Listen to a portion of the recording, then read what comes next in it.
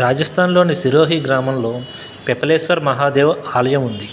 అక్కడ చిరుతపులి కుటుంబం రాత్రిపూట పూజారి దగ్గరికి వచ్చి నిద్రిస్తుందని అందరూ చెప్తూ ఉంటారు.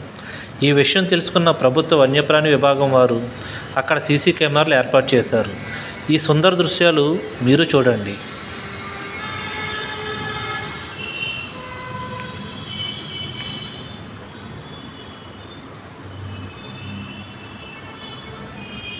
వీడియో నచ్చితే కనుక మా ఛానల్ని లైక్ చేయండి, షేర్ చేయండి, సబ్స్క్రైబ్ చేసుకోవడం మర్చిపోవద్దు.